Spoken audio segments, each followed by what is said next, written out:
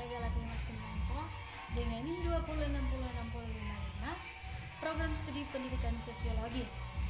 Berikut adalah tugas UTS yang diberikan dari Nero Mimestra SPD MPD.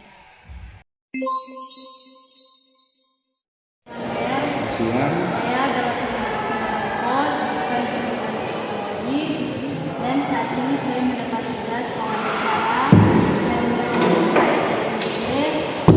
Selanjutnya saya akan bertanya. Yang pertama, apa tujuan BER menjadi seorang dosen? Wah, pertanyaannya bagus ya. Menjadi seorang dosen itu adalah tujuan. Tentu dengan merasa senang dan bangga menjadi seorang dosen.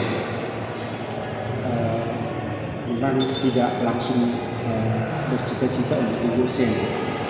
Biasanya itu datang di nasib manusia.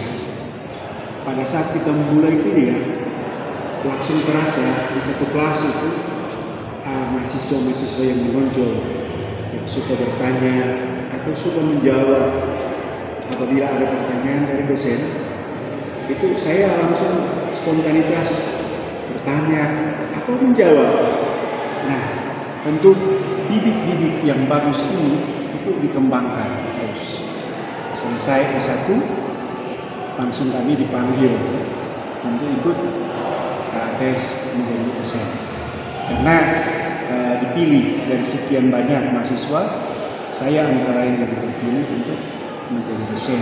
Tentu lewat proses tes, dinyatakan lulus, kemudian mengikuti proses selanjutnya. Nah, untuk menjadi dosen itu tidak gampang.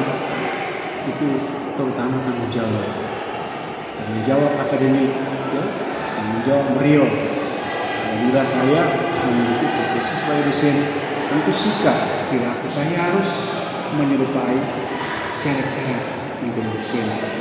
Menjadi dosen sama dengan guru, yaitu menjadi contoh teladan bagi anak didik, bagi para mahasiswa, bagi masyarakat yang akan kita jumpai di tengah-tengah masyarakat. Mungkin demikian banyak saja. Bagaimana perasaan BER menjadi seorang dosen di Universitas Indonesia? Iya, tentu ada kaitan dengan pertanyaan yang pertama. Kalau kita mengerjakan sesuatu dengan baik, pasti kita puas atau tidak? Kita akan senang, bangga, puas. Kepuasan itu kita peroleh dengan susah payah, dengan jerih payah. Nah, perasaan saya di awal menjadi dosen tahun 1986. Udah lama ya, hampir 40 tahun yang lalu. Menjadi seorang dosen muda itu punya kebanggaan tersendiri. 2 tahun kemudian saya melanjutkan studi ke S2 di Universitas Pajajaran Bandung tahun 1989. Selesai 2 tahun kemudian selesai S2, saya kembali ke waktu itu masih IKIP. Saya langsung dipilih menjadi sekretaris jurusan. Waktu itu saya di jurusan PKN. 8 tahun saya menjadi sekretaris jurusan, lama ya. Menjadi pimpinan. Itu sesudah itu saya jadi dosen biasa lagi. Nanti kemudian saya dipilih lagi jadi pembantu dekan 4 di Fakultas Ilmu Sosial. Sesudah PD 4 menjadi pembantu dekan 2 lagi. Itu 4 tahun. Sesudah itu saya dipilih lagi menjadi ketua program studi pendidikan sosiologi. Jadi sudah 2 tahun. Lagi 2 tahun saya mengabdi nanti mendapat tugas tambahan sebagai pimpinan ketua program studi pendidikan sosiologi. Dari berapa tahun? 16 tambah berapa? 8, 16 tambah 4 tahun. Jadi hampir 20 tahun saya mengabdi sebagai pimpinan. Ini kebanggaan saya. Menjadi pimpinan itu tentu memiliki nilai tambah, added value sebagai dosen, sebagai pimpinan di perguruan tinggi. Itu kebanggaan saya. Yang memiliki kepuasan tersendiri. Tetapi ada suka. Kadang-kadang perasaan senang, Kalau mahasiswa malas belajar, tentu dosen akan apa? Akan marah ya, akan pasti memberikan apa? Punishment, hukuman. Tapi pada saat mahasiswa berprestasi, maka saya sebagai dosen akan memberi reward, ujian, ya, penghargaan. Itulah suka duka menjadi seorang dosen. Terima kasih ya. Baik, terima kasih atas kesempatan webinar untuk saya. Sampaikan terima kasih kepada semua. Terima kasih. Selamat siang. Baik, terima kasih Bapak atas waktunya. Dan saat ini saya akan mewawancarai Bapak dengan berbagai pertanyaan. Yang pertama, bagaimana cara Bapak melakukan perawatan tanaman kadi-kadi? Ya, selain dari pupuk, penyemprotan,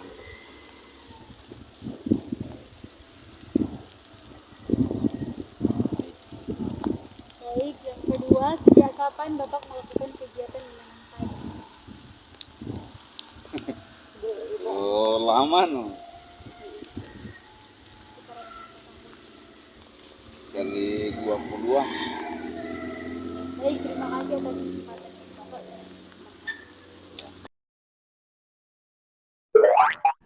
Oke, baik, terima kasih. Saat ini saya akan mewawancarai Anda. Siapakah nama Anda? Ella, Kak. Ella, saya akan bertanya. Yang pertama, apa aplikasi belajar online yang Anda pakai? Karena sejauh ini saya juga mahasiswa dan biasa kami sebagai mahasiswa menggunakan aplikasi online untuk belajar seperti Google Meet, Classroom, WhatsApp, dan aplikasi Zoom. Itu aplikasi yang saya ketahui sampai saat ini, Kak. Yang kedua, mengapa kakak menggunakan aplikasi tersebut? Seperti yang sudah kita ketahui bersama kan, saat ini masih ada pembatasan sosial berskala besar akibat dampak dari COVID-19. Jadi kami sebagai mahasiswa menggunakan aplikasi-aplikasi sosial untuk membantu dan menunjang kami untuk belajar. Oke, yang ketiga, siapa yang mengarahkan kakak menggunakan aplikasi tersebut? Sebagai mahasiswa ya otomatis yang mengarahkan kami untuk menggunakan aplikasi itu seperti pendidik, guru, ataupun dosen. Ya.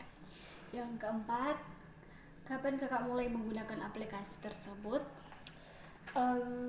Saya mulai menggunakan aplikasi itu semenjak adanya pembatasan sosial berskala besar akibat dampak dari COVID-19, yaitu sekitaran tahun 2020 semenjak saya masuk dalam dunia perkuliahan. Oke, berikut, di mana saja kakak melakukan pembelajaran daring? Pembelajaran daring itu kan pembelajaran secara online, jadi otomatis di setiap tempat kita bisa melakukan pembelajaran daring itu, seperti kalau misalnya kita ada di dalam kamar, di ruang tamu, ataupun di luar ruangan lainnya, kita bisa melakukan pembelajaran daring itu. Oke. Dan yang terakhir, bagaimana proses pembelajaran menggunakan aplikasi tersebut? Apakah mudah atau bagaimana? Kalau sejauh ini saya merasa mudah menggunakan aplikasi sosial dalam menunjang pembelajaran, tapi seperti pengalaman yang saya terima, banyak teman-teman saya yang mungkin dari luar daerah atau mungkin dari pedalaman, mereka mengalami sedikit kesulitan untuk menggunakan aplikasi-aplikasi sosial itu. Sekian, terima kasih atas kesempatan dan waktunya. Oke, terima kasih. Dampak penyebaran pandemi COVID-19 di Indonesia membuat banyak sekolah maupun perguruan tinggi memutuskan untuk meniadakan kegiatan belajar mengajar secara tatap muka dan menggantinya dengan metode belajar jarak jauh di rumah secara daring. Hal tersebut diterapkan untuk membatasi interaksi fisik secara langsung guna menekan penyebaran virus agar tidak semakin meluas. Belajar secara daring tentunya memiliki tantangan tersendiri karena dianggap lebih bebas dan fleksibel. Peserta didik justru dituntut agar memiliki komitmen untuk melakukan pembelajaran secara mandiri di rumah. Pembelajaran secara daring memiliki tantangan dalam pengawasan agar peserta didik terus melakukan kegiatan belajar mengajar sesuai dengan waktu belajar tatap muka. Selain itu, tentunya perangkat teknologi seperti smartphone atau laptop serta jaringan internet yang baik harus tersedia. Oke, baiklah. Jika saya menjadi seorang jurnalis itu tentunya saya juga harus mempunyai kesiapan diri mental bahkan fisik yang ada. Karena menjadi seorang jurnalis itu juga kadang tidak mudah karena kita harus siap sedia, pandai berbicara dan lain sebagainya. Contohnya, jika saya melakukan penelitian di lingkungan saya itu, saya juga harus mengatur waktu, tempat, kapan dan di mana saya akan melakukan penelitian tersebut. Nah, yang kedua juga itu saya harus mencari bapak lurah, ibu atau bapak di sekitar halaman saya, dan saya juga akan bertanya bagaimana proses atau sejarah tempat wisata bahkan peninggalan-peninggalan yang ada di sekitaran lingkungan saya yang ada. Nah, terima kasih.